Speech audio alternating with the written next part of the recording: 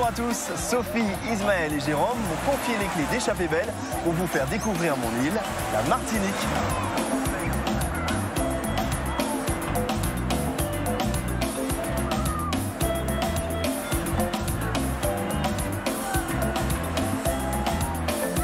Et quant à moi, eh bien, je suis à Lance-Figuier, une plage adorée des familles où on vient déguster des poulets grillés, boucanés, jouer au domino.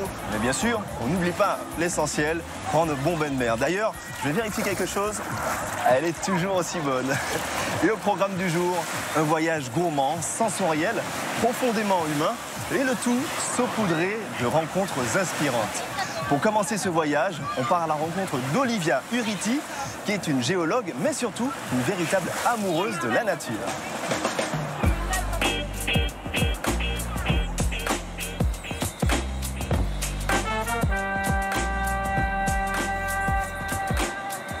Olivia, tu sais que ça fait au moins 10 fois que je fais cette randonnée, mais je ne l'avais jamais faite avec une géologue. Ah. En tout cas, on ne peut pas dire qu'elle ne porte pas son nom. Hein. La randonnée Python Crève-Cœur. Je confirme qu'il fait chaud et très humide aujourd'hui. Brice, est-ce que tu connais cet arbre, hein? Non, mais je vois qu'il a une écorce particulière. Ouais, il est bien rouge et puis surtout, regarde, il pèle. C'est comme on l'appelle ici, nous? Non. L'arbre à touristes. C'est un arbre emblématique des forêts un peu sèches de la Martinique. Ok. Voilà. Et son nom, sinon, c'est... Ah, c'est le gommier rouge. Quand même, il a un vrai nom. Le gommier rouge. Ok, je connais son surnom maintenant. Voilà. Nickel. Allez, hop, on a encore un peu de chemin. Plus que... Allez, 200 marches. Ça y est, on arrive au sommet. Délivrance. On va pouvoir aller admirer la vue. Je pense qu'on l'aura bien mérité. Waouh! Ah oui. T'as vu ça, la vue s'en lasse est pas. splendide. C'est clair. Ah bah là, tu vois, voilà, on voit le bord du marin avec la marina. Magnifique. Et puis, après, au loin, tu vois, on voit le rocher du Diamant.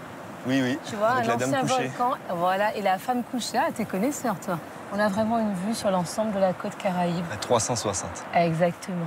Et alors, je suis très heureux de partager ce voyage avec vous pour des échappées belles qui, je l'espère, vont vous donner envie de découvrir cette île et pourquoi pas vous rappelleront vos dernières vacances. Comme on dit ici, content Ouezotte, bienvenue en Martinique.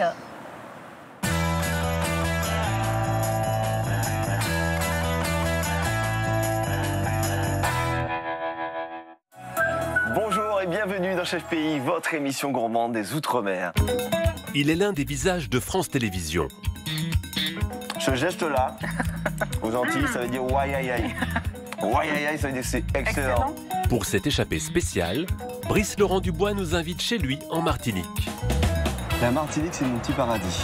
Vraiment, c'est là où j'ai grandi, c'est là où je retrouve ma famille. Donc c'est mon petit havre de paix. Donne-moi ton pain. Vas-y, c'est un trick. Tatouage de qualité. Wow.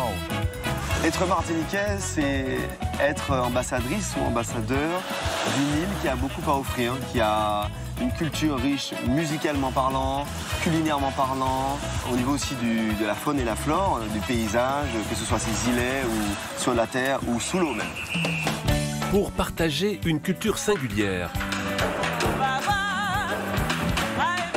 Le belay, c'est une manière de vivre. Le belay, c'est nous. Donc c'est important qu'il perpétue la tradition. Et c'est ici qu'on va faire le shampoing et le masque d'argile. Le madras, c'est ça. C'est toute une histoire. C'est notre histoire. Sur une terre généreuse. Cette montagne pelée, tu te rends compte, elle nourrit le sol, mais en même temps, elle attire les nuages pour qu'il y ait de l'eau. C'est une bénédiction. Le mot gourmand, je pense que ça aurait pu être mon deuxième prénom, d'ailleurs. Est-ce que c'est le rêve? Oui. Oui, ça, c'est le rêve, ouais. Savoir être touriste chez soi, c'est aussi important pour pouvoir se réapproprier certains lieux. Bienvenue à Martinique.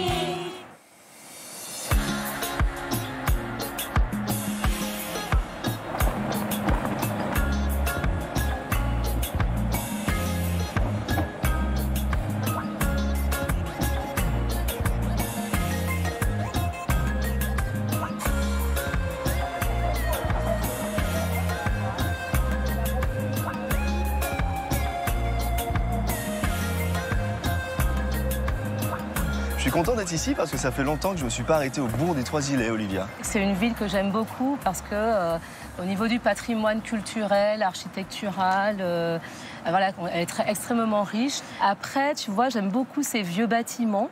Donc si tu vois bien, on a le soubassement donc, qui est en pierre volcanique et en briquettes. Et on voit bien au-dessus qu'on a donc la partie en bois avec des volets anciens qui ont été conservés. C'est ça. Et voilà, le soubassement en pierre va isoler un petit peu le bois. Ça permet qu'il ne pourrisse pas trop vite. Et après, tu retrouves le toit en tuiles et puis les deux petits paratonnerres là. Mais alors pourquoi on appelle les Trois-Îlets finalement ainsi? On n'est pas très loin de la petite baie. Il y a 3 petits îlets dans la baie. Et ces 3 îlets, donc, donnent leur nom au bourg des Trois-Îlets.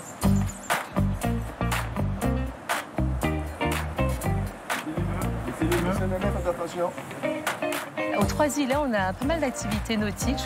Et il y a une activité que j'aimerais te présenter parce que je l'ai pratiquée pendant des années. C'est l'aviron. L'aviron. Ici, traditionnellement, les bateaux étaient en bois. Alors maintenant, ils sont en résine, en tout cas beaucoup plus légères. Par contre, on a toujours les rames en bois. Ok. Tu vas voir. Aussi lourdes qu'avant. Elles sont lourdes et du coup, ça donne une pratique qui est très intense. C'est Olivia, ça me rappelle le centre aéré. Mes parents m'envoyaient là pour faire de l'optimisme, du kayak. Bonjour tout le monde. Bonjour. Hello. J'emmène Brice avec moi aujourd'hui. Équipage complet là. Pour découvrir. Ils sont déjà prêts là. Tu vois, ils sont au combat là. Bonjour. Mais tu étais caché, Willy. Ça va? Oui, ça va. Brice, que je te présente. Voilà. C'est mon formateur d'aviron traditionnel. D'accord. Ah, je peux te dire que c'était un élève formidable. Avec elle, on a gagné tous les titres. Tous les titres en Martinique. En moderne et en traditionnel. Il y a une devise ou pas dans le club? Il y a un cri de guerre ou quelque chose? Attention, Willy, est-ce qu'on a un cri de guerre? Attention, nous qu'à arriver. Moi j'aime bien.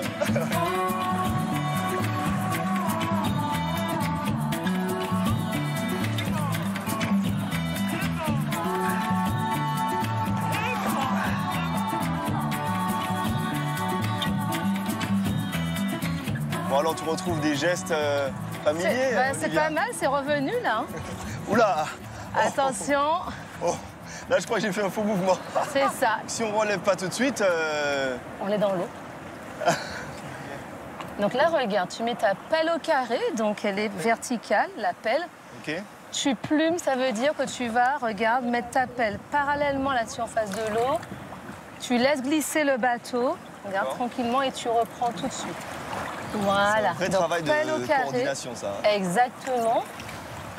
Olivia, qu'est-ce que ça t'a apporté de pratiquer l'aviron traditionnel? Pour moi, c'est se reconnecter à une pratique ancestrale. Et on imagine un peu ce que vivaient les anciens, tu vois. C'est plus des pêcheurs d'ailleurs, c'était pas là pour faire forcément du loisir. Tu sais, j'imagine toujours la puissance qu'il faut pour sortir ce genre de bateau, aller pêcher avec, ramener le poisson. Enfin, c'est une technicité qui est assez importante. On est pas mal là, avec le bruit des avirons qui caressent la mer comme ça là. C'est très relaxant. Bon, Brice, je sens qu'on va faire un petit défi course là. Mimi, petit défi, on fait la course? Ok, c'est parti. Position. On nous aille. Ensemble.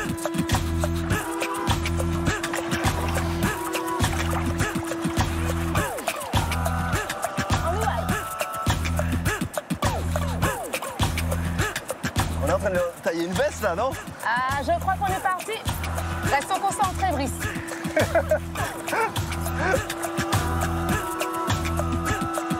Bon, je suis pris dans l'équipe ou pas? Bon, allez, on te garde. Il a passé le test, les gars.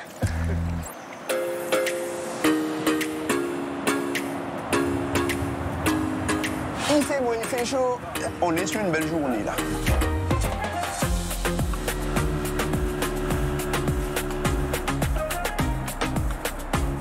Mon GPS est allumé, je navigue à vue. Donc jusqu'à 1 mètre de profondeur, le fond paraît vraiment blanc.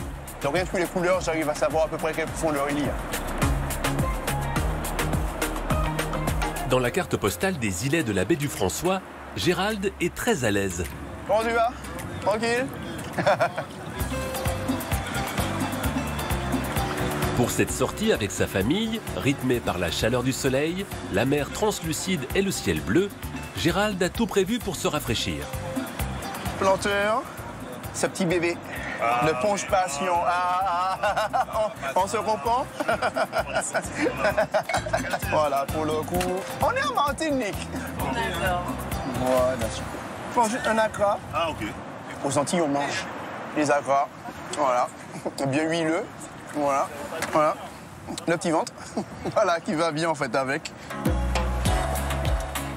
Pour profiter de leur temps libre ou des vacances, les Martiniquais du sud de l'île ont pris l'habitude de plonger dans les fonds blancs. Ici, la piscine naturelle s'appelle une baignoire et les remontées de sable donnent le pouvoir magique de marcher sur l'eau. On est au milieu de la baie. Voilà. Est-ce que c'est le rêve? Oui.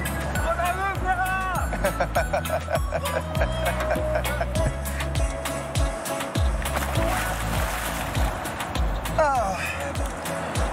Allez. Donc là, c'est vraiment pas profond. On a 50 cm. Et l'eau est chaude. L'eau est vraiment chaude.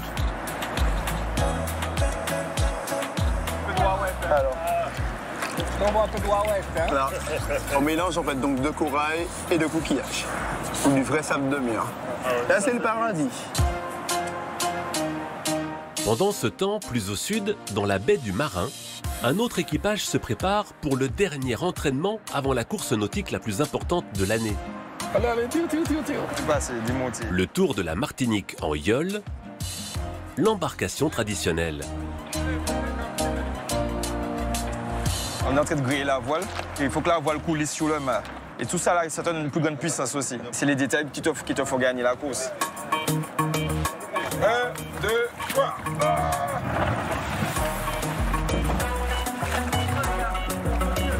C'est le sport national. C'est le sport fort de la Martinique. Les yolos sont reconnus comme des gladiateurs.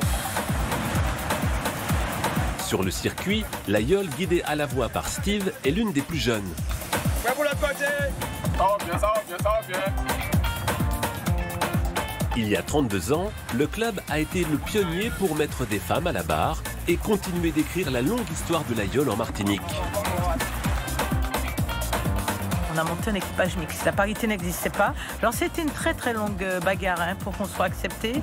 Ça a pris 18 ans avant que d'autres yoles acceptent des femmes à bord. On a l'handicap du poids. Par contre, on a l'agilité. Donc on peut bouger rapidement, sortir très vite sur notre bois. L'histoire, c'est les marins-pêcheurs, au sortir de leur pêche, ils se livraient des joutes un petit peu marines. Celui qui arrivait le plus vite au port vendait plus vite ses poissons et le plus de poissons. Loin des frêles embarcations du passé, aujourd'hui, les yoles sont devenues des machines de course poussées par des athlètes funambules, capables de dompter les mers à la vitesse de 30 nœuds. Sous l'eau, on ressent des sensations de glisse et surtout, on a l'impression de planer. Parce qu'on est sous les bois dressés, on voit l'eau qui défile là tout, on a l'impression de voler. Sur l'eau ou à terre, les Martiniquais prennent le temps de vivre. Des sourires et des moments partagés qui se poursuivent jusqu'en fin de journée. Allez, on se met en place. Allez, Miguel. On va mettre un beau sourire. Vous êtes tous beaux. C'est bon, voilà. Franchement, c'est un plaisir de se retrouver, en tout cas amis, en famille, pour juste immortaliser des moments forts. Avant 2021, ce point de vue sur la côte du Carbet était méconnu des Martiniquais. Mais depuis que Christian et ses amis ont installé ce cœur végétal, tout le monde veut sa photo à partager sur les réseaux sociaux. Un succès qui oblige le collectif à refaire battre le cœur tous les 3 mois. Toi, tu prends celui qui est plus long et ce sera celui qui va venir devant. Il faut qu'il y ait le maximum de volume. Donc, quand je venais, en fait, il y a toujours des petits amoureux posés sur le rocher. Et du coup, j'ai voulu créer en fait, un lieu où justement ils pourraient immortaliser le moment. Il faut des petits bijoux comme ça pour pouvoir déclarer notre flamme à la Martinique. Ce soir encore, après un double arc-en-ciel, la Martinique offre ses plus belles lumières. Un coucher de soleil qui va droit au cœur.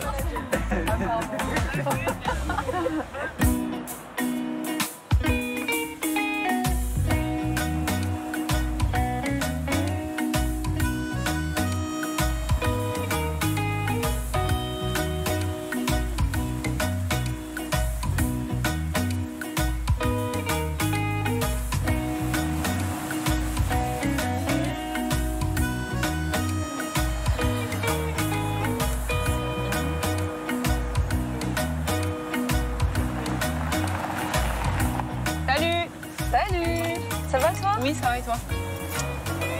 Bah écoute, je te Nathalie. présente Brice, Nathalie. Nathalie. Voilà.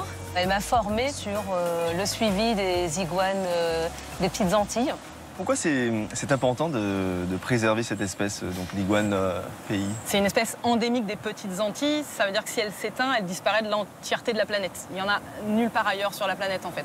Et puis après, ça reste une espèce qui a un rôle écosystémique quand même, qui va consommer des plantes, des graines, des fruits, des fleurs, et qui va du coup jouer le rôle de disperseur, en fait.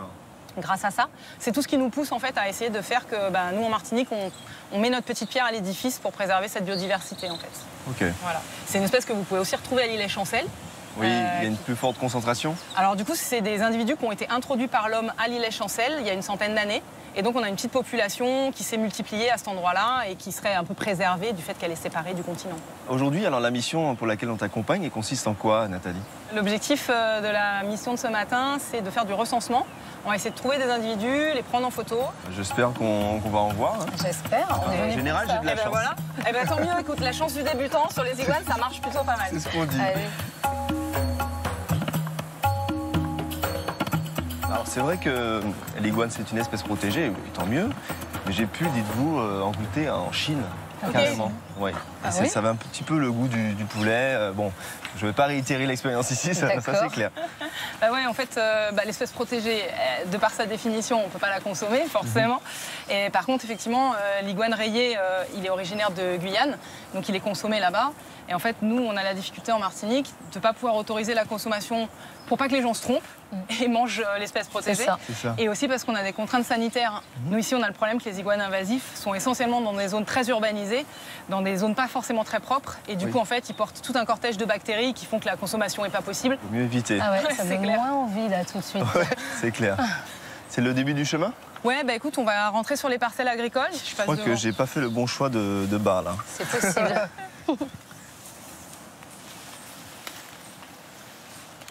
Donc au final, tu vois, j'essaye de balayer un peu ce qui est en bas, au cas où il y en a un qui soit en bas, puis après je remonte pour essayer de voir. Ils ont plutôt tendance à se mettre sur des perchoirs un peu à plat, là où le soleil arrive le plus facilement pour eux finalement. Là, j'ai plus tendance à regarder mes pieds qu'en haut. Ben oui, c'est pas simple. Alors qu'il faut lever la tête. Est-ce qu'ils vont chercher dans la canopée? Ouais, ça peut carrément être tout en haut. Hein. Ouais. D'accord. Par là, peut-être.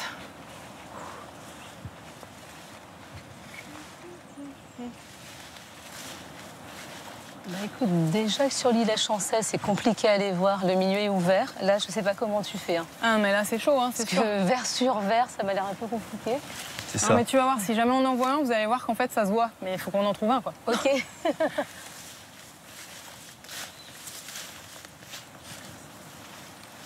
Je pense que par là, ça doit passer pour monter juste au-dessus. Ça va être parfait. Ah ben on y va franco, hein, de toute façon, on est là pour ça. Alors... Nathalie. Ouais. Là, je pense que j'en ai un. Ah, trop bien. Ah, super. Ouais, je suis contente.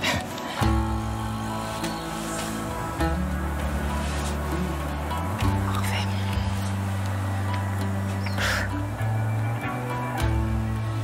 Mais elle est quand même costaud, non? Là, on est sur une belle femelle adulte qui doit sans problème faire plus d'1,20 m de long et qui doit pas être loin des plus de 2 kilos. Elle nous surveille quand même. Elle nous surveille du coin de l'œil. Quand on bouge, elle bouge un peu quand même. Ah, c'est génial, enfin, c'est magique, vraiment. C'est mon premier iguane en milieu naturel. Finalement, c'est pas évident d'en voir. Hein. On en a vu qu'un. Je sais pas si on a la chance d'en voir un deuxième. Ne t'inquiète pas, normalement, à l'île Chancel, on devrait pouvoir en voir beaucoup plus facilement.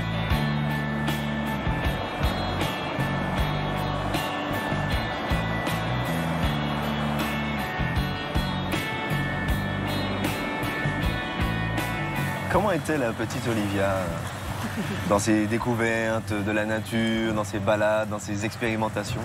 Alors, j'ai toujours été très curieuse, donc j'aimais bien aller en forêt, en famille, mais pas plus exploratrice que ça. Je pense que c'est vraiment au cours de mes études de géologie que j'ai vraiment découvert ce goût pour l'exploration, la nature, voilà. Et alors, en tant que géologue, qu'est-ce qui t'a amené à t'intéresser à l'iguane pays, justement, alors que c'est pas vraiment ton domaine? c'est pas mon domaine au sens strict, mais c'est vrai que je dirige un parcours d'écologie environnement à la fac de Martinique. Et je pense que la nature du terrain a une importance aussi sur le mode de vie, le comportement de l'espèce.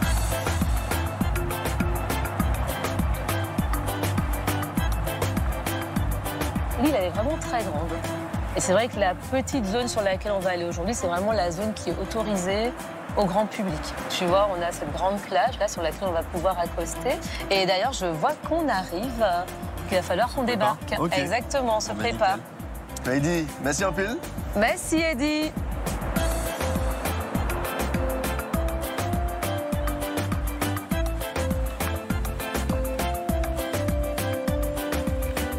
On sent qu'on est dans un autre climat là, dans le nord. L'île est très aride, comme tu peux le voir. On est d'accord qu'ici, on a uniquement des iguanes pays, c'est ça? Exactement. On essaie d'en faire une zone de préservation de l'espèce pour que justement elle continue à se reproduire. Et surtout, ce qu'on essaie d'éviter, c'est l'arrivée de l'iguane commun avec la queue rayée pour ne pas qu'il s'hybride justement. Ok, j'ai pas voulu t'interrompre, mais je crois que j'en ai vu un. Ah oui, effectivement. Et il est gris, c'est ça? Il est gris, donc les mâles sont gris, tu as raison. Okay. Et en plus, si tu regardes bien, il a un petit numéro sur le corps. Donc ça, c'est intéressant parce qu'on est venu ici il y a 2 mois faire une mission scientifique qu'on appelle une campagne de CMR, donc c'est capture, marquage, recapture. Et l'idée, c'est de revoir l'évolution de la population. Qui d'ailleurs a l'air de se maintenir. En fait, on n'a pas vraiment de perte de population, mais en même temps, elle n'augmente pas forcément non plus. L'île, elle est très visitée, mais est-ce qu'il y a des comportements à adopter, des recommandations par rapport aux iguanes? Tout à fait, c'est une espèce qui est protégée, ce qui veut dire qu'on n'a pas le droit de la déranger, de détruire son habitat, de la toucher aussi, parce que souvent les gens veulent la photo souvenir avec l'iguane, sauf qu'on peut être porteur de bactéries ou de virus. Et là, ça va être catastrophique pour la population d'iguanes, parce qu'en fait, ils vivent en vase clos, ce qui veut dire qu'un virus qui se propage et touche la population peut décimer l'ensemble des individus en très peu de temps.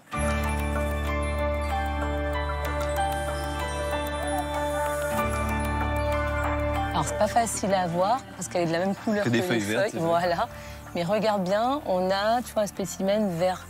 Ah, le long de l'arbre. Voilà, c'est ça. Donc là, c'est une femelle. Par contre, je ne vois pas le numéro. On n'a pas cette chance, mais je vois quand même la différence de couleur.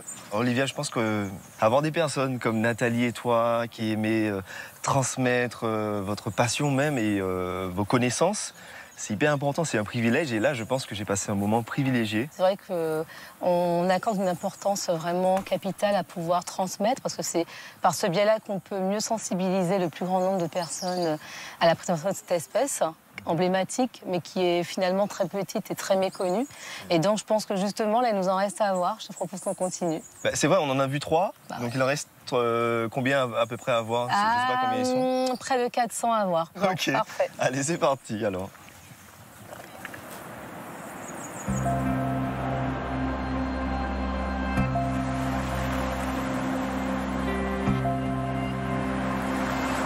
Un peu comme si j'observais l'océan, nous allons observer notre ressenti.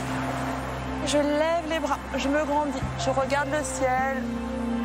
Au rythme de mère nature, la Martinique surnommée l'île aux fleurs est en train d'éclore.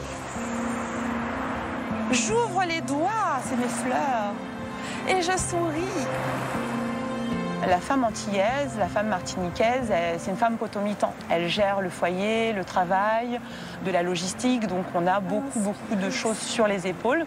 Et c'est des moments qui vont être plus que bénéfiques pour décompresser et être plus forte. Et on relâche, on se remercie. Namasté.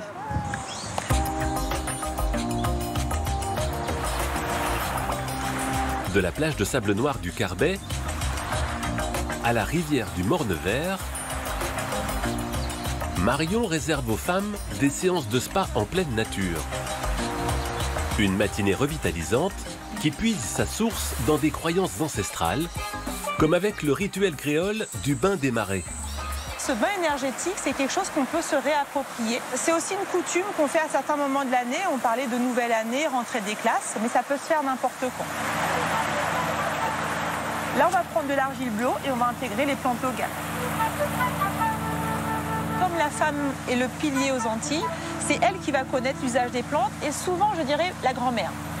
J'aime bien dire, c'est mamie qui guérit.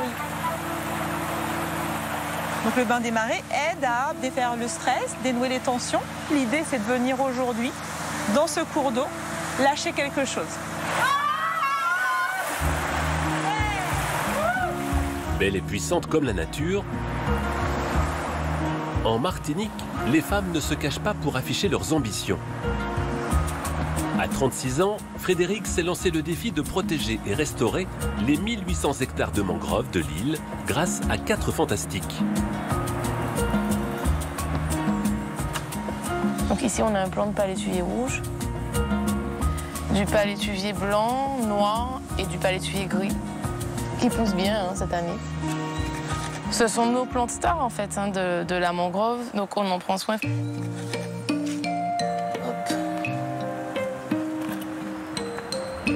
Cachée entre l'aéroport et une marina privée, la mangrove de Port-Coé a longtemps été réputée comme insalubre. Avec son association de jeunes éco-volontaires, c'est combien de palétuviers par personne? 2. Frédéric espère replanter plus de 2000 arbres pour régénérer la mangrove. Que ce soit pas trop profond, mais pas non plus très proche de la surface pour permettre en fait aux palétuviers de se réadapter à son milieu. Ces écosystèmes-là, quand ils sont en bonne santé, ils nous protègent face à la montée des eaux, face aux houles importantes durant les cyclones. Elles permettent d'absorber 1 à 5 fois plus de carbone que les forêts tropicales. Engagée pour la protection de l'environnement depuis l'âge de 10 ans, voilà, c'est bon. La jeune femme chercheuse en écologie a fait le choix de s'investir sur son île plutôt que d'enjamber l'eau, comme disent les Martiniquais, pour trouver un emploi dans l'Hexagone. L'idée, c'est d'inspirer les jeunes, et notamment les jeunes filles qui peut-être ne penseraient pas poursuivre des carrières scientifiques, alors qu'en fait, c'est notre place également, quoi. Et ça, on a envie de le dire, on a envie de se dire « Ah oui, voilà, elle a fait ça, ben, moi aussi je peux le faire. » On va mettre un trop ici. Modèle de réussite et ambitieuse, ces femmes de Martinique ont aussi à cœur de s'entraider. À Fort-de-France, Marie a transformé un studio en cocon pour rallumer la flamme intérieure des femmes d'affaires.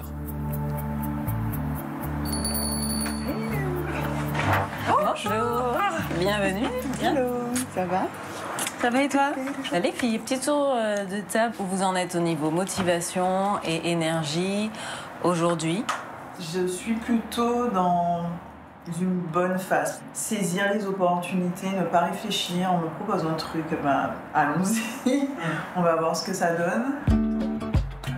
Pour cet atelier entre femmes où la parole est libre, autour de la table, certaines sont sociologues, chefs d'entreprise ou historiennes. Et tous les 3 mois, elles se revoient pour avancer ensemble. Elles sont arrivées avec une idée, un projet, et l'idée c'est de savoir comment atteindre leurs objectifs, mais sans se perdre de vue au passage. Pour Marie, ce nouveau départ s'est écrit il y a une douzaine d'années. Elle quittait alors son poste confortable de directrice adjointe pour créer son activité en soutien aux femmes entrepreneurs et passer plus de temps en famille. Merci ma chupinette. Oh là Ma mère, déjà, m'a toujours dit, depuis que je suis jeune fille, de ne pas dépendre d'un homme, d'être indépendante financièrement, de faire mes propres choix. Je transmets à ma fille les valeurs que moi-même j'ai reçues, et puis ce en quoi je crois, et ce vers quoi je veux qu'elle aille en termes de liberté. Et puis mon fils, je lui inculque aussi ces valeurs d'égalité, le respect de la femme. Elle m'impressionne un peu au quotidien parce que je trouve qu'elle arrive à bien allier sa vie de famille et son travail. Bon, c'est mon modèle parce qu'elle est jolie, elle est féministe, elle nous parle beaucoup de liberté. Voilà, c'est une super maman. Dans une société pourtant matriarcale, où la mère a toujours été le pilier central du foyer, les femmes martiniquaises d'aujourd'hui et de demain aspirent maintenant à voler de leurs propres ailes.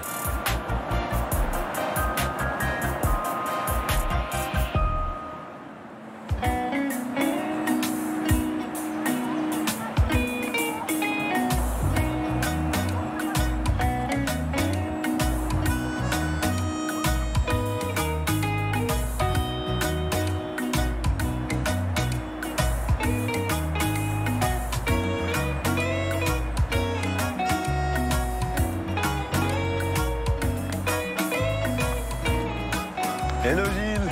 Hey. Salut Brice. Ça va? Bah, content de te rencontrer. Hein. Moi aussi, en forme? Bah, en forme. Tu as un sacré bateau, hein, dis donc. Ouais, hein. je te présente aussi l'équipage. Carole. Bonjour. Et Loïc. Carole, Loïc, enchanté. Brice. J'ai l'impression même qu'il y a plus de panneaux solaires que sur une maison. Eh ben écoute, il y en a 16, donc c'est beaucoup. Et ces panneaux solaires, ils nous permettent de recharger des batteries qui alimentent les moteurs électriques. Okay. Et c'est le soleil toute l'année qui nous fait voyager. Bah oui. Et tu as de la chance parce que tu es quand même posté devant un des plus beaux villages de France. Ouais, la vue est trop belle. Les Anses d'Arlay, c'est magnifique. Trop bien. Tu t'en lasses pas. Ah, tous les matins, je pars ici, tu vois. Je regarde. Je dis, ah, j'ai bien fait de changer de bureau. Je suis trop bien. Mais oui, parce que tu es passé d'ingénieur à entrepreneur. Ingénieur à moniteur de plongée avec Carole. Et c'est quoi le programme Eh bien, aujourd'hui, on va aller plonger au Joras, qui est un très beau site juste à la pointe Burgos. Tu vas voir, on va se régaler. Hop là. Bienvenue. Oh, merci.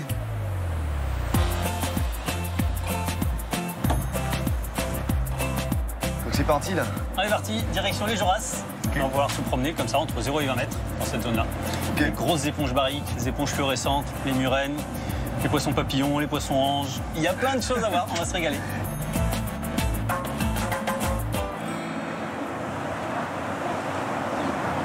C'est drôle, Carole, parce que vraiment, j'ai la sensation qu'on est sur un bateau très zen, très silencieux. C'est vrai, c'est la réalité du bateau électrique, du catamaran électrique, c'est plutôt calme.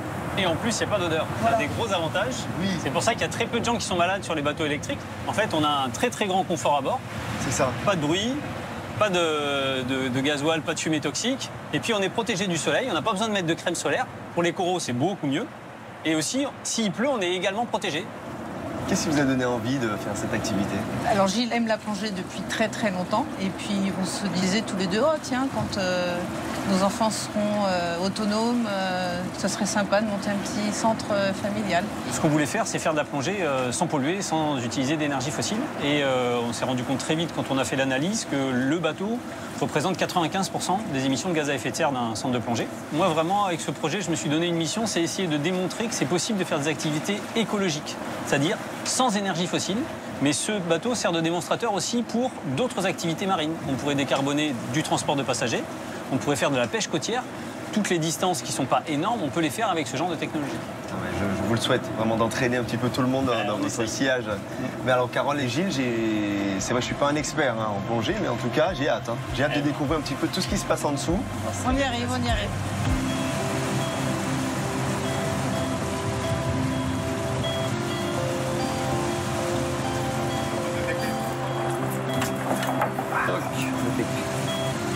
Je me mets à l'en premier, tu me suis juste après, tu n'oublies pas, détendeur en bouche, tiens tout, et un long pas en avant. Ok. Eh bien, profitez, bonne plongée. Merci, Carole.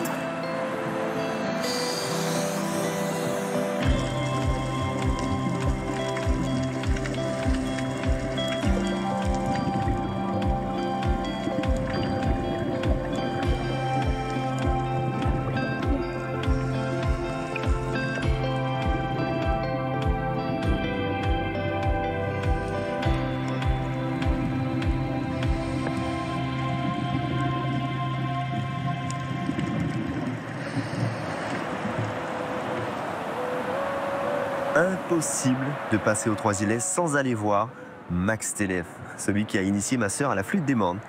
Et c'est elle qui m'a donné rendez-vous dans son atelier.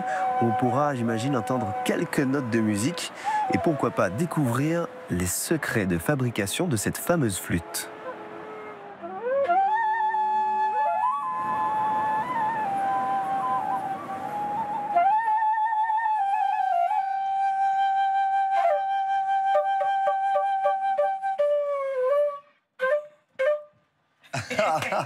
Yeah, magnifique, magnifique, belle bonjour. Comment ça va? Mais ça va et toi? J'ai senti que vous étiez en communion là, donc j'ai dit je vais pas les déranger. C'est très bien. C'était quoi le morceau que vous avez joué là? Une impro. Ça s'appelle, ouais, Tap Tap. Tap Tap. Avec Max et Gladys. Est-ce que tu trouves que l'élève a dépassé le maître? Est-ce que ma sœur a... Tu es son maître de flûte des Mandes, on va dire ça. Oui, c'est ça. C'est-à-dire, oui, j'ai participé un petit peu à son intéressement à la flûte en bambou. On va dire ça. Tu es une légende chez nous, tu es un monument de la musique martiniquaise, de créole aussi globalement. Donc forcément, Gladys, je comprends pourquoi elle t'a choisi. Mais alors, le bambou, comment tu le sélectionnes? Comment tu le travailles ensuite? Et il faut choisir ce qu'on appelle les femelles de bambou. Tu vois, c'est... Donc il y a des mâles et des femelles. Ouais. Voilà un exemple de mâle de bambou. Il y a plus de nœuds, j'ai voilà, l'impression. les nœuds sont plus courts. plus rapprochés, c'est voilà. ça. Tandis que celui-là, même il est plus fin, les nœuds sont plus... D'accord, plus espacés. Et surtout, c'est plus fin, et puis, tu vois, c'est plus léger. Donc on peut le travailler plus facilement, le bambou femelle. C'est ça. J'ai justement une flûte à percer, là, si tu veux. Bah allez, on doit aller. On va attaquer ça. C'est-là, à vue d'œil, on va dire que ça sera sûrement une flûte entre mi et fa. OK? Comment tu sais ça? Mi et fa, 40 ans d'expérience. Oui. Et en fait, plus la flûte est petite et fine, plus le son est aigu. Plus le son est aigu. Voilà. Et plus la flûte est longue et large, plus le son est grave. Ok. Donc, au bout d'un moment, tu sais quoi. Tu sais qu'à peu près par rapport à la taille, voilà. D'accord.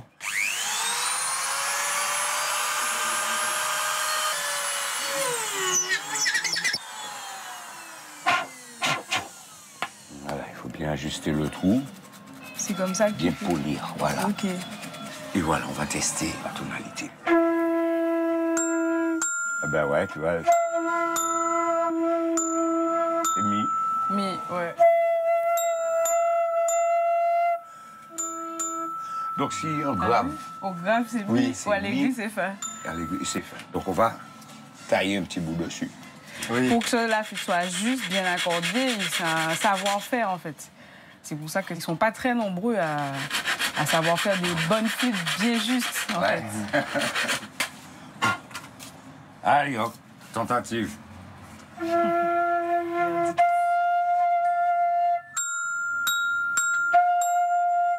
Ouais, là, c'est bon.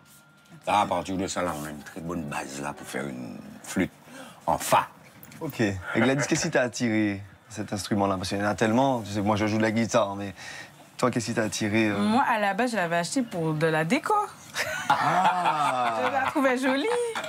Et puis, j'ai eu envie de souffler dedans. Voilà. J'ai adoré le son et c'est parti comme ça. Le son t'a zaillé. Le son m'a zaillé, il m'a eu. Il a et dragué. depuis, voilà, quoi, j'aime beaucoup. C'est ça.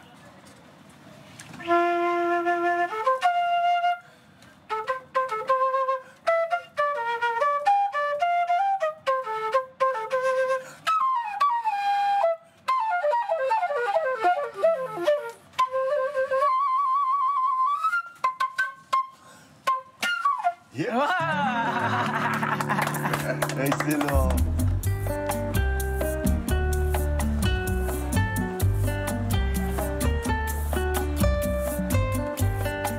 On reconnaît celui-là. Oui, la savane des esclaves. Exactement. En plus, tu sais, je trouve qu'ils mettent bien en avant les influences de la culture amérindienne et africaine en Martinique. Tout à fait. Même là, d'ailleurs, on le voit, hein, on est dans une reconstitution d'un village, Kalinago, qu'on peut visiter. Alors, c'est super.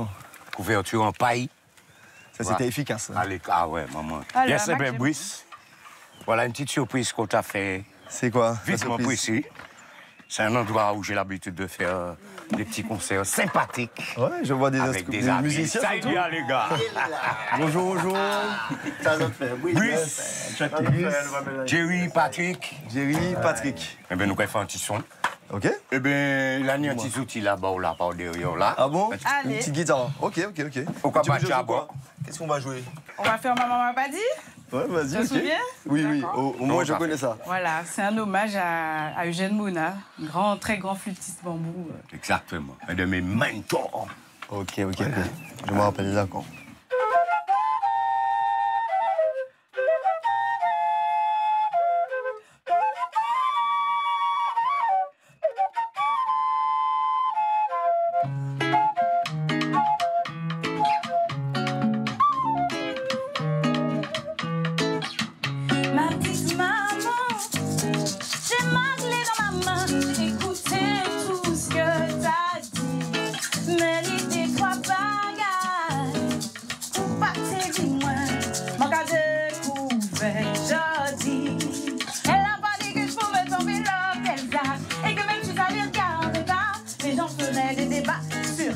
Je fais sous mes draps. Non, maman m'a pas dit qu'on lui a pas dit. C'est le silence qu'on lui a mis. Y a certaines choses dont faut pas parler. Mais nous, on veut casser la boucle, la péter, ne plus fermer la bouche, crier. Si on est ensemble, on a gagné. Maman m'a pas dit. Maman m'a pas dit. Maman m'a pas dit. Non, non, non. Maman m'a pas dit. Maman m'a pas dit. Non, non. Maman m'a pas dit. Elle a pas dit. Maman m'a pas dit.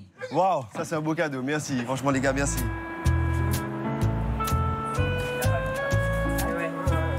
Ça va? Qu'est-ce que ça? Ça va? Ça va un peu.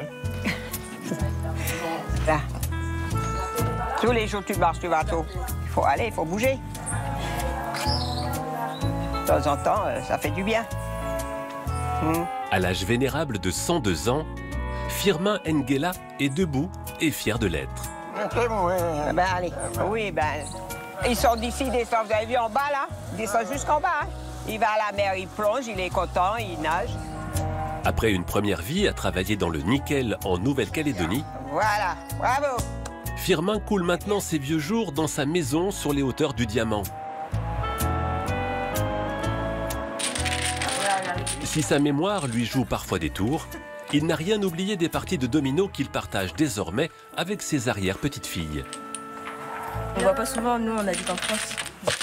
Et là pendant les vacances on profite de lui donc c'est trop bien. Moi, je l'ai ou pas? C'est à toi. Il a gagné, voilà. Voilà, là il est content. Là il vous a eu là. Il est très fort. Ah, donne-lui un jeton. L'un des secrets pour bien vieillir en Martinique serait donc de rester actif. Jamais non. Bientôt centenaire, Victoire Béchet se réveille tous les matins entre 5 et 6 heures pour préparer son fameux sorbet coco. Là, j'ai fini de prendre le jus. Je mets le lait, de la vanille, je mets du cannelle, je mets du citron. Je veux jamais qu'on l'aide. Et quand je lui fais un truc, elle m'a dit mais non, c'est pas comme ça. Je mets de ou pas, mamie? Descendant. Il va baiser personne, hein. Je connais mon âge. J'ai 77 ans. Mais non, mamie. J'ai 97 ans. Quand j'ai fini, j'ai dit j'ai fini, je suis bien contente. Oui, c'est bon. Après avoir longtemps sillonné les marchés et les plages du sud de l'île, C'est bon? Oui, bon, bon. la matriarche a relancé la sorbetière artisanale et continue de vendre ses douceurs directement sur le pas de sa porte. Comme j'ai mis le panneau, les gens savent, la vente est commencée. Voilà les macarons, voilà les gâteaux coco, voilà les petits gâteaux. Bonjour. Bonjour, bonjour. Tu vas bien? Oui, ça va et toi? Ça va, merci. Donne-moi un pâté abricot pays. Je viens pour la pâtisserie, aussi pour la vendeuse, donc on est habitué à venir ici. Donc, comme d'hab, on vient se faire plaisir. Alors, combien de... Surtout à l'heure du goûter. Merci. Allez. À tout à l'heure. À tout à l'heure, bye. Ouais. Avec son petit commerce, Victoire veut continuer à se sentir utile dans une Martinique de plus en plus vieillissante. Si je tiens le coup, alors je fais.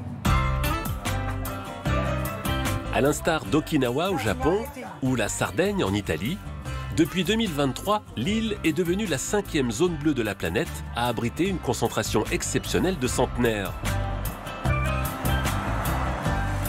Avec sa fidèle compagne de route, Geneviève s'est lancée dans une traversée des 34 communes pour recenser ses habitants à la longévité hors norme.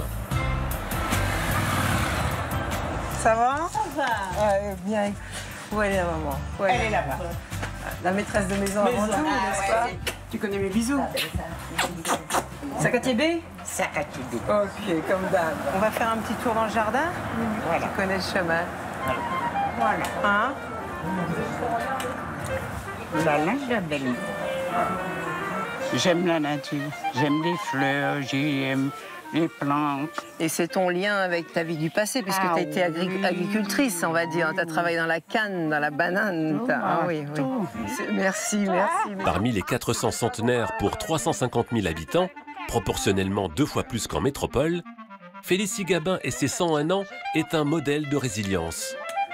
Scolarisée jusqu'à l'âge de 13 ans, elle commence à travailler très tôt dans les champs.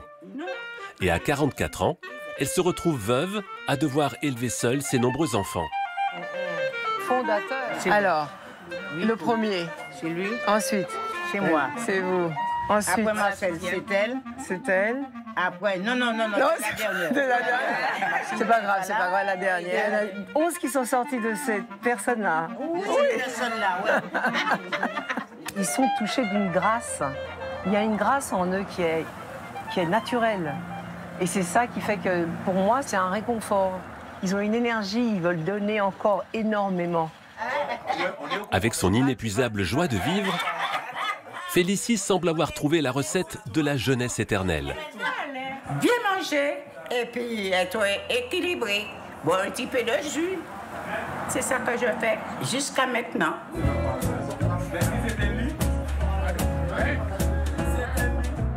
Devenues inséparables, Félicie et Geneviève s'invitent aux anniversaires des petits nouveaux de la bande. Papa est béni par le Seigneur, car le Seigneur lui a donné son amour. Entouré par l'amour de sa famille, aujourd'hui, Georges Alibaud fête ses 100 ans. On a 305 ans, là. C'est un poids de l'histoire qui est là. Et maintenant, nous sommes jeunes. Tout Il ne frais. faut pas perdre l'espoir. Tant il y a de vie, il y a de l'espoir. Bravo, bravo, bravo. Mémoire de la Martinique, avec leurs souvenirs, leur sagesse et leur énergie, ces immortels sont un hymne à la vie.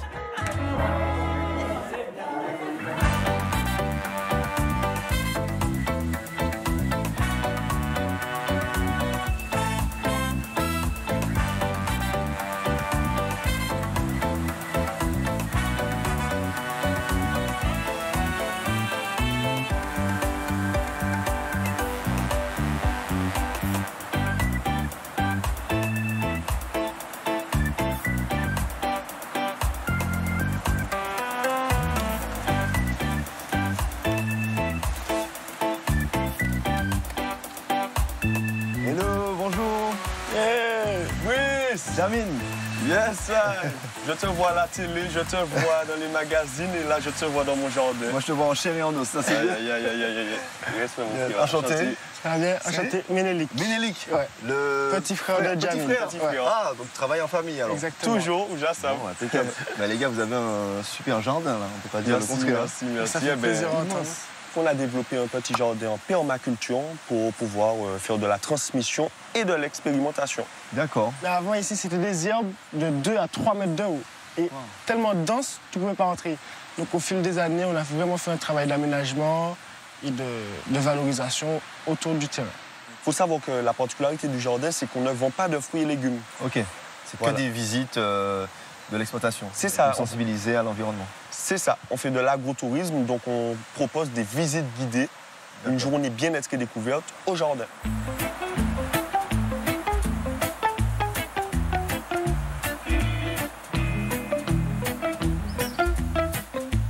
Donc en gros, la permaculture, c'est une sorte d'interaction entre les arbres, les arbustes et toutes les plantes, Jamine, c'est ça? C'est ça. Donc on appelle ça une symbiose. C'est créer une relation entre les plantes.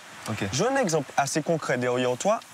C'est l'association de culture haricot, ce que tu vois là, et l'igname. Tu ne le vois pas bien, mais il est là. D'accord. Donc l'intérêt, c'est quoi? C'est que l'haricot a la particularité de stocker l'azote dans le sol, ce qui profite à l'igname. D'accord. Et en optimisation de l'espace, avant de manger l'igname, tu as le temps de récolter des centaines d'haricots. D'accord. Et aussi des fleurs. Et aussi des fleurs de pois bleu. Voilà, donc je t'invite à goûter ça. Ah mais j'adore, oui, je connais le pois bleu. Le fameux pois bleu. Avec des infusions là. Exactement. Une bonne petite citronnade là. Ouais. Et j'aime beaucoup son goût. Ouais, c'est vrai qu'il y a des goût léger, mais... Il y a des fleurs comestibles qui n'ont pas vraiment de goût. Celle-ci... Elle est un peu sucrée, celle-ci. Elle est un peu sucrée, exactement.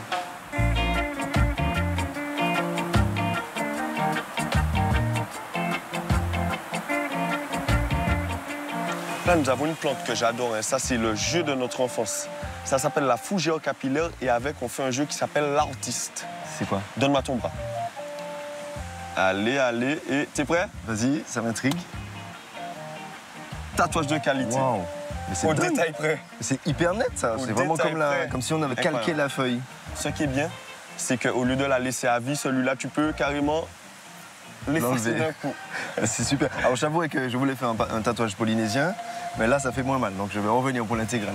On va voir. Viens, je te montre un truc encore plus particulier. Alors, montre-moi. Viens voir ça. Je vais te montrer un immense fruit. C'est le plus gros fruit de la passion du monde entier. La barbadine. La barbadine. Allez, Eh alors, oui, voir ok, ça. d'accord. Regarde-le. Là, il y en a un. Il est immense. Là, il y en a un beau petit bébé. Celui-là, il est petit. Il faut savoir que la barbadine peut atteindre jusqu'à 3 kilos. 3 kilos. Mais c'est un fruit disparu. On le retrouve plus trop sur nos étals. Et alors, quel goût ça a, Jamine? Tu connais le goût de la maracuja, le fruit de la passion maracuja? Oui. C'est 3 fois plus sucré. 3 fois? Et là, tu peux C'est manger bien la mûr. chair et l'intérieur. Celle-là, elle n'est pas mûre. Hein. Mais je crois que j'en ai une qu'on peut déjà goûter. Tu ne seras pas déçu. J'ai hâte de voir l'intérieur surtout. Viens. Voilà. Ah oui. Et là, regarde. Tu peux mettre ta main, je vais te la donner. Tiens, je t'invite à goûter ça, mon gars. Tiens. T'as vu? La frappe. Sucré. Sucré, très sucré. C'est marrant parce que ça fait penser au fruit de la passion par rapport aux graines. Et j'ai un petit goût de poire en même temps, légèrement acidulé, très frais. On en fait du jus, on mange tel quel. Jus, confiture, glace. Glace En fait, de tu peux- barbadine. Oh là là. C'est un fruit, tu fais tout. C'est excellent. Ah, merci. Je vais te montrer une pépite. C'est le riz sans eau. Mais comment ça pousse alors? Donc il faut savoir que le riz pousse très bien en Martinique, mais effectivement il faut lui créer un petit microclimat plus ou moins humide. Mais tu vois bien que c'est du riz à sec, du riz sans eau. C'est un riz du Bénin. D'accord, sachant que la culture béninoise est aussi, fait partie des racines martiniquaises. Donc la boucle est un peu bouclée là. On s'en comprend. Ok. Voilà.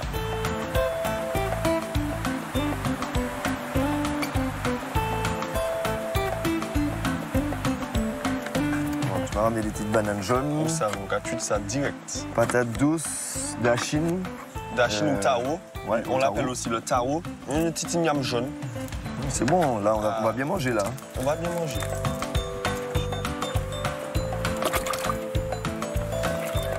Regarde, t'as cette petite sève naturelle là, Ouais, magnifique. mais n'oublie pas, si ça te touche, tu te grattes jusqu'à demain. C'est ça. C'est Moi, ça. ça va. Je suis immunisé. Ah, Custo, grand chef Custo. Alors justement, Jamine, vos parents, ils vous ont nourri à quoi? Mes parents, c'est Aital Vital depuis petit. C'est-à-dire plutôt végétarien? C'est ça, donc mes parents sont rasta. D'accord. Donc on a fait le choix également, mon frère et moi, d'être végétarien. Ok.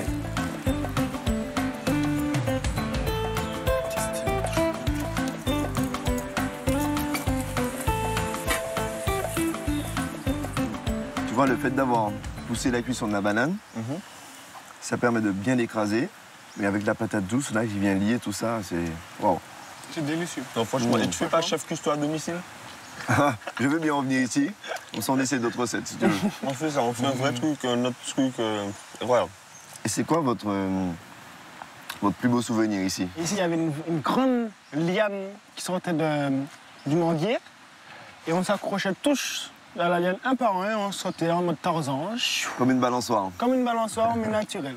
Et toi, Jamine? J'ai envie de dire aussi les journées bien-être et découverte. Chaque jour, c'est des gens différents, c'est une expérience différente. Donc, c'est vraiment ce qui m'anime au jardin. C'est partager mon expérience, en fait. Et quand tu étais enfant? C'est bien évidemment la rivière. Ici, on venait pêcher le bouc de rivière ou les habitants. Ah. C'est un équavis, voilà, qu'on prenait dans la rivière. Donc, on était tout ici. Incroyable, les souvenirs. Franchement, les gars, c'est le paradis, là. On mange des produits du jardin. Dans le jardin. Dans le jardin. Puis au jardin. Puis au jardin. Après, on se fait un bon bain de rivière. Ah oui. Que le monde ne peut.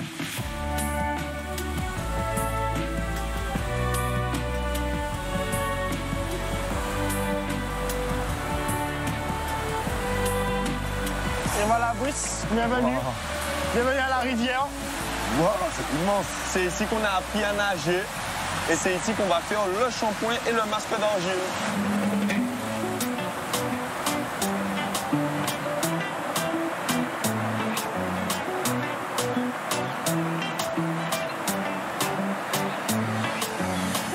En attendant que ça sèche un peu, on passe au shampoing.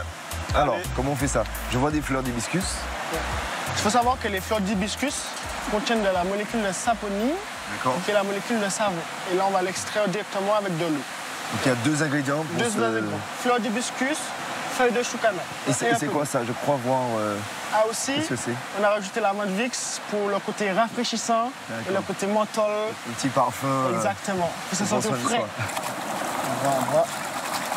Et dans quelques secondes, on va Ah oui, ça commence à devenir gluant. Exactement. Oh, c'est génial. Le truc qui est bien avec ce savon, c'est que ce savon, 0 émission, on peut directement le balancer à la rivière et qui est aussi une nourriture pour le poisson qui raffole de la fleur de l'hibiscus. On voit à la surface, il commence on voit les petites attaques. Les petites attaques. Exactement.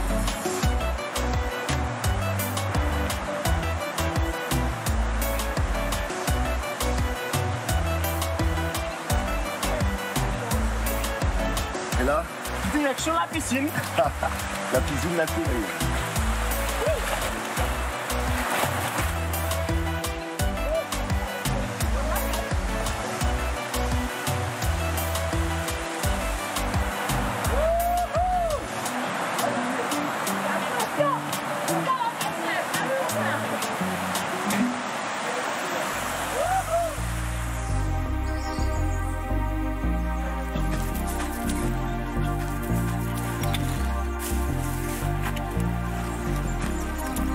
Le bois d'Inde. Tu prends les feuilles, tu fais pour sentir, tu craques un peu.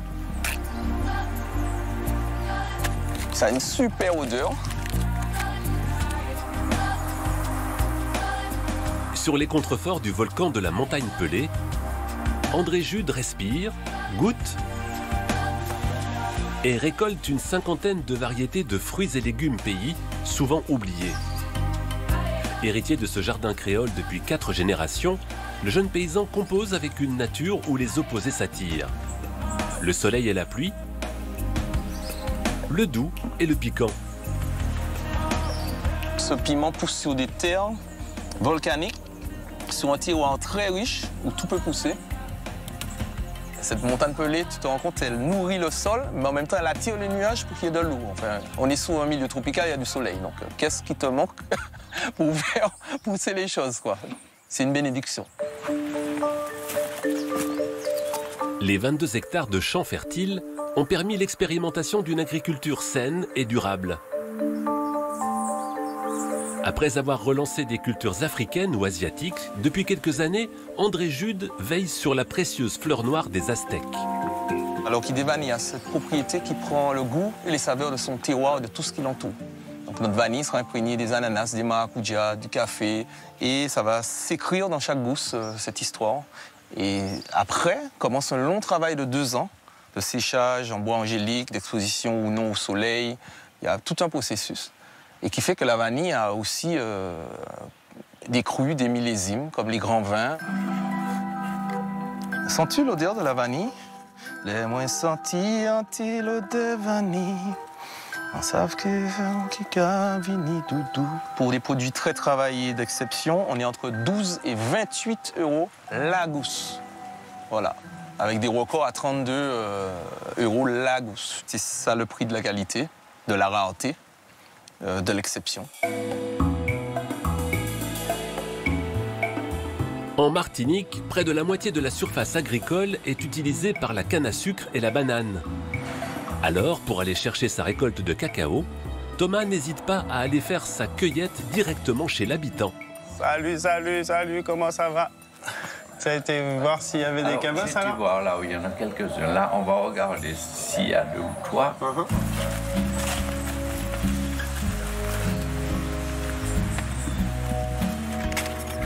On a quelques fruits. On est sur du jaune assez éclatant et la couronne est encore un peu verte. On devrait avoir une chair bien généreuse. On a des belles fèves. Ça sera des fèves qui vont donner un chocolat assez doux. On n'a pas beaucoup de tanin dans ces fèves-là.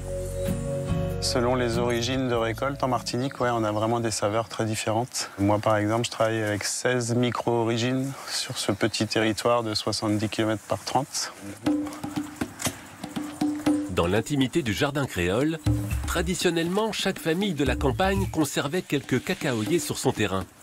Quand on était gamin, on a l'impression qu'on était un petit peu plus autonome, dans le sens où on avait du cacao, on avait du café, ça permettait de subvenir un peu. J'ai trouvé ça d'une générosité folle que le monsieur m'autorise ou me permette que je plante sur son terrain, quoi. Pratiqué à grande échelle au début de l'époque coloniale, avant d'être abandonné au profit de la canne à sucre, la culture du cacao redémarre en douceur. Dans son atelier à la maison, Thomas transforme 500 kg de fèves par an, qu'il va d'abord laisser fermenter 6 jours, avant de les laisser sécher au grand air, face à la nature. À l'oreille, on va savoir si on est bien sec, quoi. Là, on dit que les fèves, elles sonnent. Moi, je suis intimement convaincu que si moi, je suis bien là où je travaille et que les fèves sont dans un bel endroit, eh bien, on fera un meilleur chocolat, c'est à peu près sûr. Donc c'est un vrai 72%, c'est-à-dire qu'il n'y a pas de beurre de cacao ajouté. Et le reste, c'est du sucre de canne de Martinique. C'est l'alchimie qui me fascine vraiment, de voir qu'on part d'un fruit et qu'on arrive à cette matière super noble. Ça m'émerveille vraiment à chaque fois. C'est très très bon.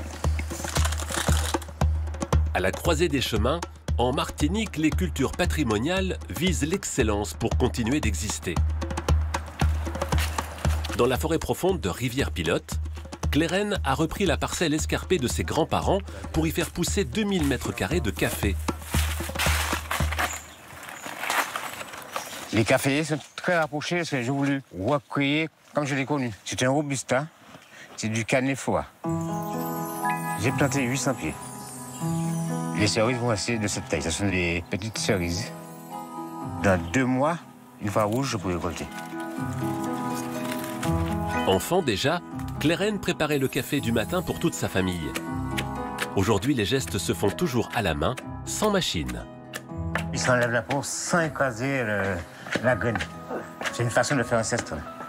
D'ailleurs, tous les matériels gras, ça appartient aux grands-parents.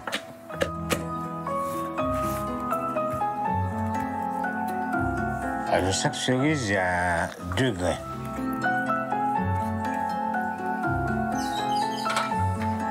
Anciennement dans le bâtiment, Clérène a échafaudé sa petite entreprise de café avec un grain d'agilité et de malice. J'utilise toutes les parties de chez moi. Je rentabilise la maison. C'est un très bon endroit sous la charpente. Il n'y a pas d'humidité et ça sèche très bien. Plus c'est torréfié, plus c'est grillé, plus le goût est fort.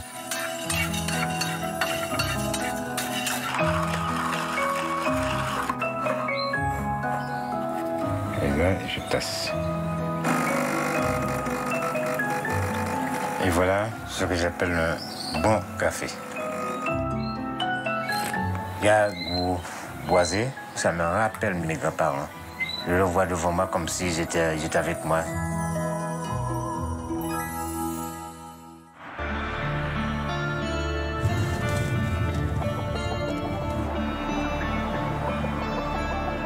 Je vous emmène dans un coin qu'on pourrait appeler le bout du monde, c'est à Grand-Rivière. Et alors, cerise sur le gâteau, eh bien, on va découvrir ensemble une activité dont je n'ai jamais, mais au grand jamais entendu parler, c'est le flow. Une pratique ancestrale de surf sur des rondins de bois. Grand-Rivière, me voici.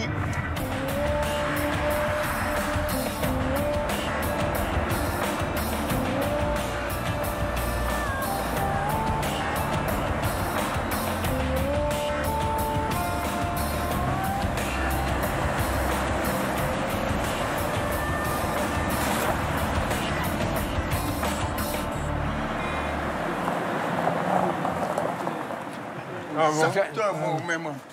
Oui. Mais bien nous dire à M. Deldobo. Bel bonjour, messieurs. Ça vous fait? Ça va, Muriel? Ça fait? Oui, ni un bel petit type là. Mais je l'ai déjà vu. Où ça? Chef pays, c'est ça? Oui, il y a mon café à la cuisine. Ah, d'accord, mais c'est bon. Mais il va nous faire une belle recette aujourd'hui. Là où on est dans le pion, là. Dans le pion? Dans le pion, dans le fièvre des rues. On dit qu'il y a une belle pêche qui se prépare là. Alors, c'est un lieu pour les pêcheurs. Et il y a une type de pêche, c'est que la pêche des casiers.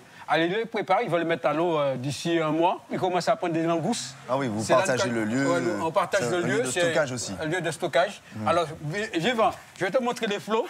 C'est l'or. C'est du bois, mais c'est de l'or pour... De l'or en barre. Voilà. Ça, c'est le bois flotté, mais c'est le... Non, alors, pas mélanger. Bois flotté et bois flot. Le bois flotté, c'est l'arbre qui tombe de la forêt, qui tombe dans l'eau à rivière, qui arrive en mer, qui est poli par la mer. Et voilà, on fait de la déco. Maintenant, le bois flot, c'est l'arbre. OK. Et ça, c'est le flot. OK. Une fois qu'on l'a préparé, il devient un flot. D'accord. Donc, une sorte de planche de surf. Planche de surf. Alors, soulève, tu vas voir. Ah oui. Là... Mais c'est le bois le plus léger du monde. Les ancêtres, les Kalina, l'ont utilisé. Et nous héritions cet héritage-là, ce bois, cette embarcation qui fait notre richesse, qui a fait la naissance de Grand-Rivière aussi. OK. Brice. Oui. On passait toute la vie, moi, là, ça t'as pêché les flots. Ah bon? Tu as pêché? Oui. Et puis qui ça? Et puis l'île. Et nous avons pêché à 150 mètres, 160 mètres et 100 mètres. Nous avons des gros vivants, nous avons des gros dos. Nous avons des gigs devant Basson, ici, et rive Basson, et pêché en l'air, ça. Ah ouais, on montait fort. Ah, mais c'était travail, nous. Actuellement, c'est moi-même qui ai monté les flots. Hein. Moi, regarde ça, et puis Muriel. Pas de problème. Muriel, tu penses que je pourrais surfer sur le flot, même en une seule initiation, ou bien... Non. Tu sais quoi? Il y a un cours spécial. Tu vas entrer dans la tradition. Aujourd'hui, nous avons un jeu exceptionnel. C'est quoi? Nous allons couper le flot ensemble. Ah, donc dans la forêt. Et là, tu vas le préparer pour toi-même. OK. Donc direction la forêt? On va direction la forêt. On va suivre vous. Ouais.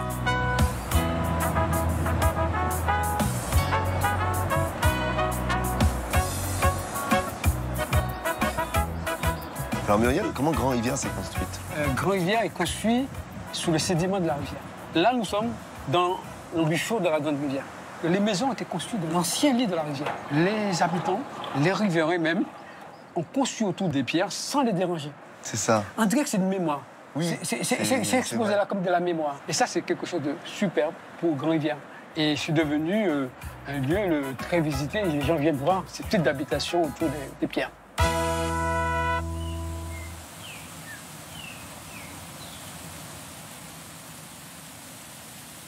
Tu vois, cette végétation dense, c'est là qu'on trouve le flot. C'est le mystère de cet arbre. Le repère du bois flot, c'est surtout les ravins. D'accord. Ravins, rivières, tout ce qu'on trouve. Dès qu'on trouve ça, on peut trouver un bois flot. Un bois flot. Allez, bon, j'espère que tu as vu que j'ai mis ma tenue de camouflage. Comme ça. Tout à fait. Ce type de camouflage-là, c'est pas vraiment discret. Hein. Par rapport à la verte végétation que nous avons ici. C'est vrai que c'est plus foncé. C'est plus foncé. Hein. Tu vois, les trois arbres là, chaque fois qu'on voit un bois flot, ils sont souvent en trois. Ça pousse en touffe. D'accord. Ça s'appelle un pousse en touffe. Et là, je le sens déjà. Tu le sens là, toi? Non, pas vraiment. Mais... Pas vraiment? Peut-être qu'il faut qu'on s'en approche. Ouais, on va s'en approcher un petit peu plus. En tout cas, je sens les moustiques. Ça, c'est sûr. Ouais. On y va. Tu me suis, Brice? Allez. Ah, on passe à gauche. Ouais, on monte là. OK. Suis-moi, tu me suis. OK. De toute façon, pour aller vers le flot, on prend tout le risque qu'il faut. Des risques mesurés, quand même.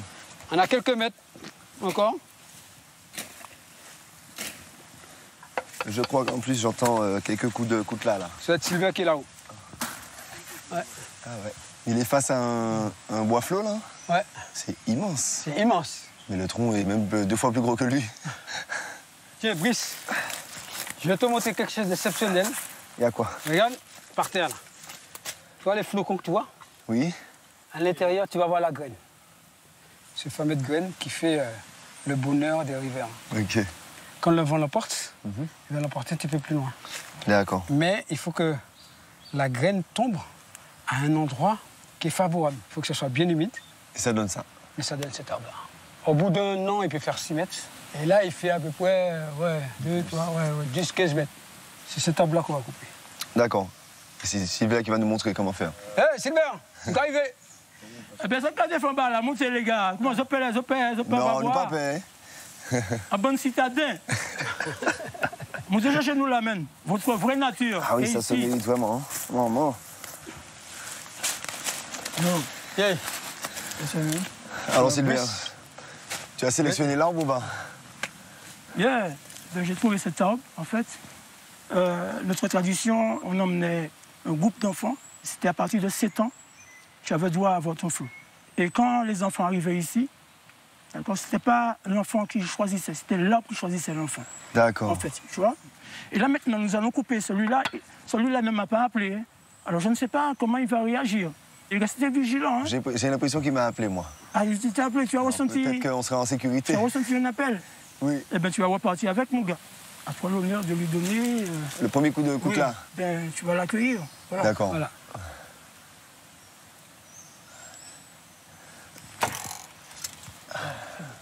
C'est bon? Ouais, c'est bon. Alors maintenant, tu as donné le coup.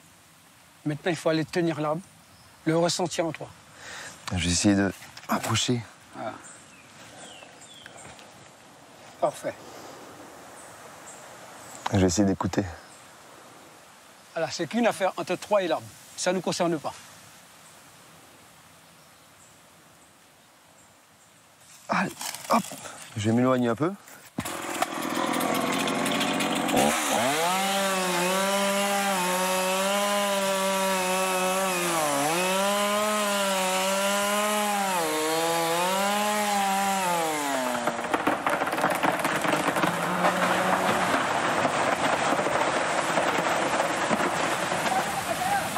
Ah ouais, bravo.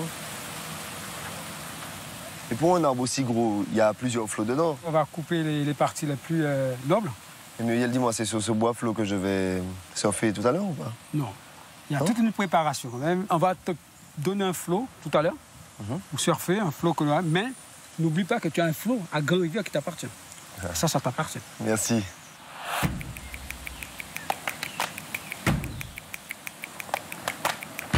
C'est pas trop lourd là, Fabrice? Bah, j'avoue que, bon, quand tu regardes le tronc, tu as l'impression qu'il faut le porter à 2 ou 3 quand même. Mais c'est vrai, une fois qu'il a séché, c'est assez léger. Ouais.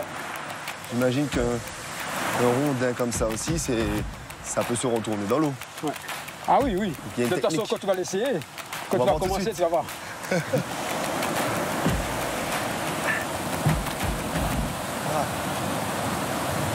génial.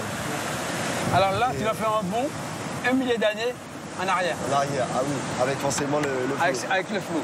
Et le flot que tu vois là n'a pas changé. C'est exactement, c'est le même. C'est le même que les Kalinago et les Rivérons l'ont utilisé depuis des siècles. C'est fou. Qu'est-ce qui t'a donné envie de reprendre cette tradition-là à Grand-Rivière? C'est tout simplement, il est dans notre ADN. Il est dans notre sang, dans notre gène, je sais pas, dans nous-mêmes.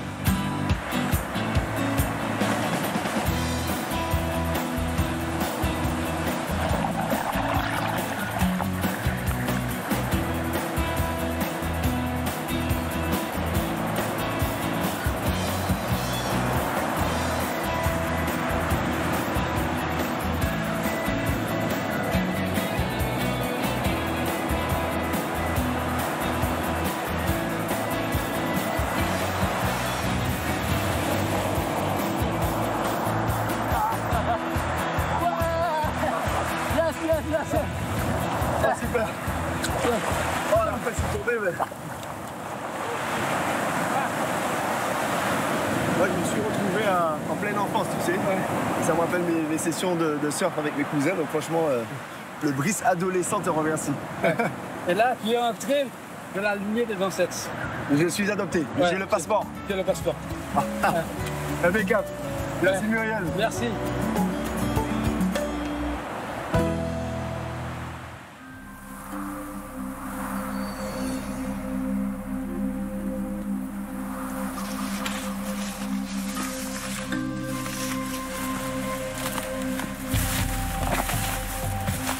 Alors là-dedans, je vais choisir les plantes qui ont des fleurs.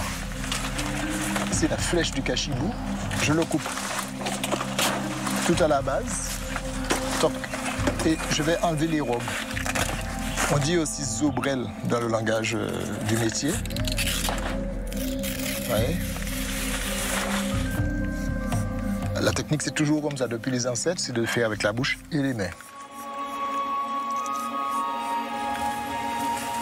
Attiré par les sous-bois et les chemins forestiers qui ont traversé l'histoire, Bérard démêle les branches de son arbre généalogique. Sur le terrain familial du Morne des Esses, les pousses sauvages de Cabichou et d'Aroman racontent encore la vie des premiers habitants de la Martinique, les Kalinagos. Et quelques siècles plus tard, le métissage avec les Marrons, les esclaves en fuite. Souvent que je suis ici, je repense aux ancêtres. Je me dis que le terrain est difficile. Et je pense à mes parents, mes grands-parents et mes ancêtres, les esclaves aussi qui ont travaillé ici. Je me dis que ces gens, ils ont dû beaucoup souffrir. C'était les esclaves en fuite, et bien, ils partaient dans les hauteurs ici, sous les bois. C'est là qu'ils ont rencontré les Indiens Kalinagos aussi, et qu'il y a une espèce de, j'allais dire entre guillemets, une promiscuité. Ils ont vécu ensemble, ils se sont fréquentés. Donc nous sommes descendants de ces peuples-là.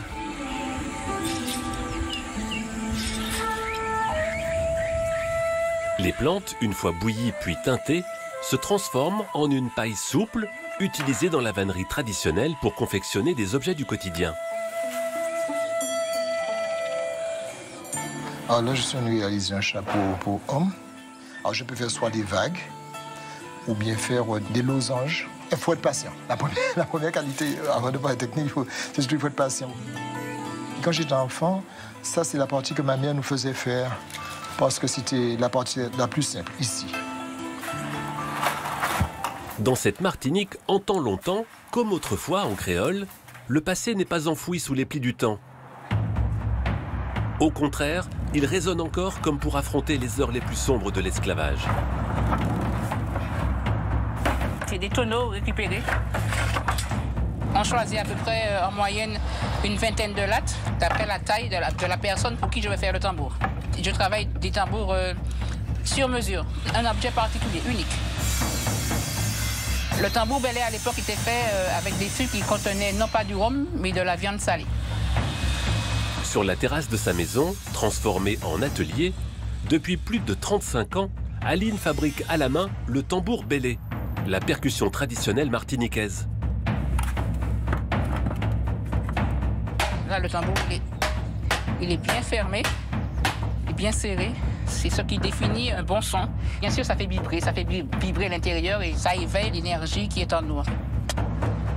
Cet instrument sort de l'Afrique. C'est l'alliance qui nous relie à nos ancêtres. C'est un instrument que je respecte beaucoup. 1, 2, 3, 4. Aujourd'hui, le tambour se fait entendre dans toute l'île et jusqu'aux oreilles des plus jeunes. Allez, 3, 4. Au départ destinée à devenir chanteuse lyrique, Stella a choisi d'écouter ses ancêtres et de transmettre la pratique du bélé. Un art issu de l'Afrique qui mêle la musique, le chant et la danse. En bélé, le tambouiller matérialise ce que fait le danseur.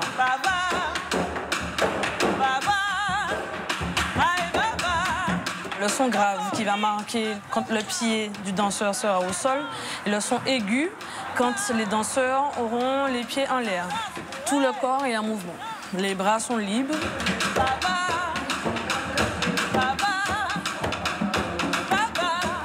Interdit par les colonisateurs dans les plantations, le bélé se pratiquait en cachette dans les cases le vendredi soir, jour de la paye. Danse de lutte ou de séduction, le bélé est devenu l'expression de la résistance à l'esclavage.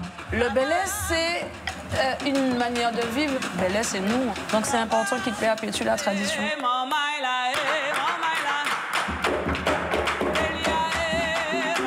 Ce qui m'a fait pratiquer, c'est la mort de mon arrière-grand-père. Après, ma maman a voulu m'inscrire dans ça et puis, de fil en aiguille, j'ai aimé le bélé.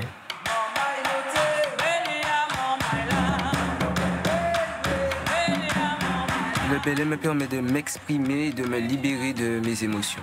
Je me libère de la charge, la colère, la tristesse, je relâche. et je récupère la joie. L'esclavage a été aboli en 1848. Quelques années plus tard, ce sont les Indiens qui posent le pied en Martinique avec dans leur bagage un tissu de mosaïque coloré, symbole du soleil et du bonheur, le madras. Dans sa boutique de Saint-Pierre, Malou, la reine de carreaux, joue la carte de la tradition réinventée. Voilà. Et le madras, c'est toujours avec les carreaux. Il y a les carreaux un petit peu plus larges. Là, c'est les carreaux qui sont un peu plus petits. Dans mon armoire, il me faut quand même une robe en madras. J'essaie de moderniser les vêtements d'antan. Indémodable, le madras adopté par les Antillais possède aussi son propre langage romantique que tout homme doit savoir déchiffrer. Voilà. Quand la personne va mettre son vêtement, va mettre sa coiffe, à ce moment-là, on verra si c'est un bout. On sait déjà que le cœur est pris, de la personne est pris. Donc, à ce moment-là, personne ne peut y aller. Mais il y a un autre qui a 4 bouts qui descend derrière. Il y a de la place pour qui veut.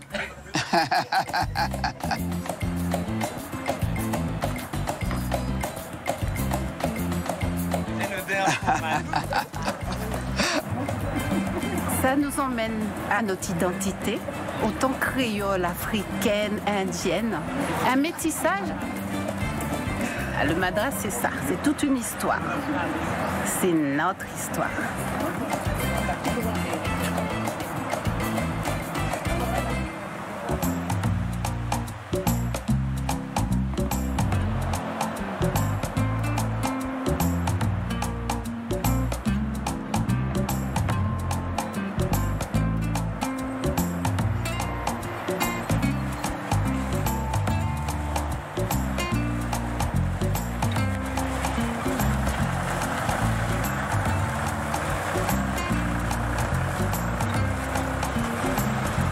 Pas dire que tu vas pas emmener au cœur même du champ là.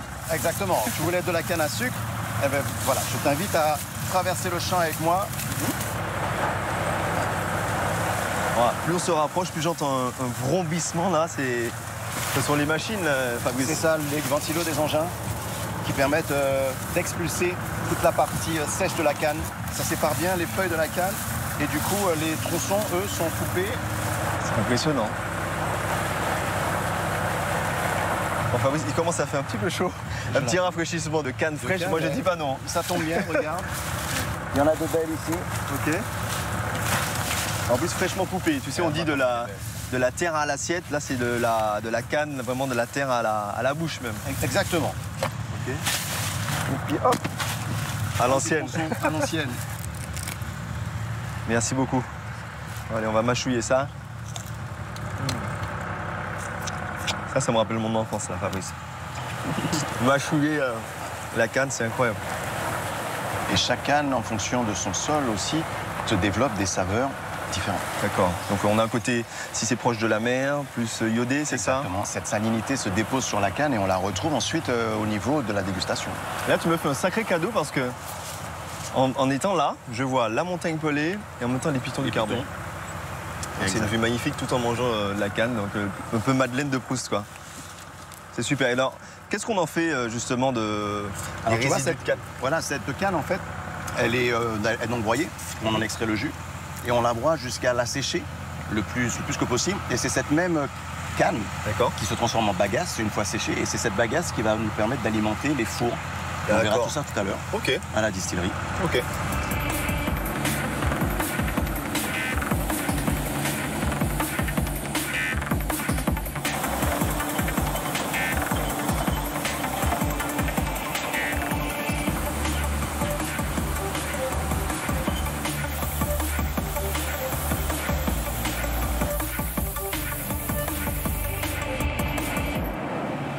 Alors qu'est-ce qu'il fait le tracteur là-bas? Alors lui, il décharge la canne sur les tapis et cette canne est emmenée directement au moulin.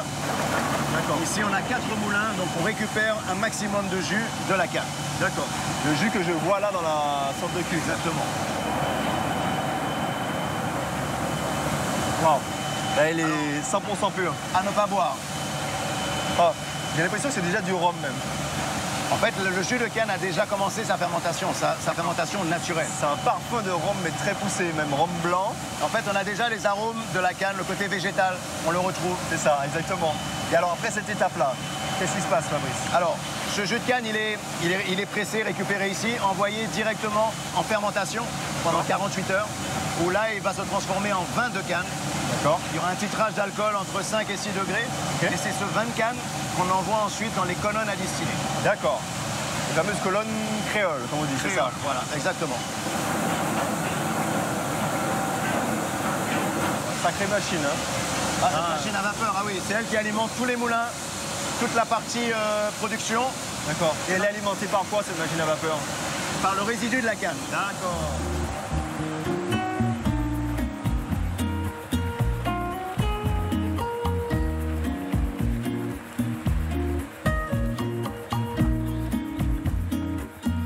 Est-ce qu'il y a une grande différence entre le rhum agricole et le rhum industriel? Alors oui, la différence, elle est bien réelle. Le rhum industriel, c'est un rhum qui est fait à partir de mélasse, alors que le rhum agricole, lui, est fait à partir de pur jus de canne. Ok. Et alors, ça représente quoi en pourcentage le rhum agricole dans le monde? Alors, le rhum agricole, du fait de son pur jus de canne, donc la canne se doit d'être à proximité de la distillerie, on ne représente que 3% de la production mondiale. C'est très peu. C'est très peu. C'est un produit rare, en fait. C'est pour ça que nos rhums de Martinique, AOC, sont des rhums premium. Et là, on est devant le domaine. Exact. Le château de Paz. Le château de Paz. Quelle histoire, ce château de Paz? Alors, ce château, il a été reconstruit. Lors de l'éruption de cette montagne pelée, il ne restait plus rien, le 8 mai 1902. D'accord. Monsieur de Paz, lui, il faisait ses études à Bordeaux lorsque cet événement s'est produit, donc il a perdu toute sa famille. Ouais. Et il a voulu reconstruire le château à l'identique de sa maison principale où il vivait avec ses parents. D'accord. Voilà, il a reconstruit à l'identique et face à la montagne pelée, qui lui a pris toute sa famille. On peut parler d'un exemple de résilience, là, clairement. Exactement.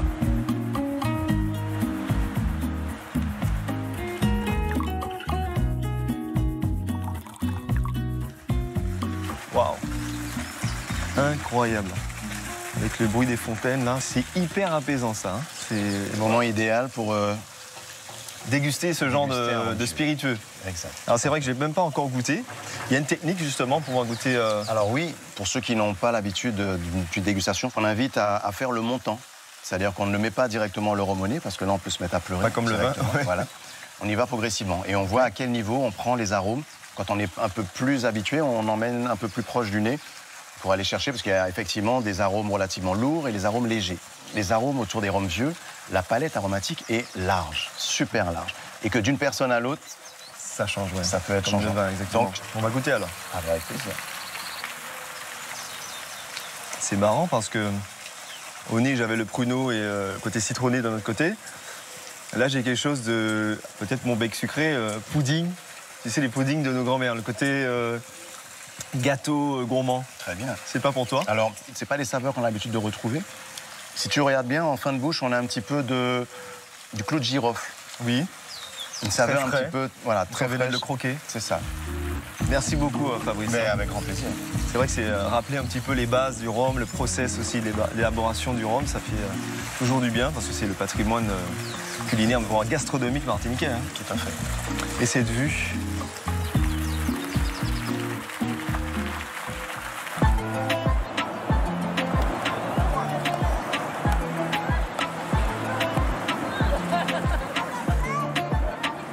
Qu'est-ce que tu as préféré dans ton voyage?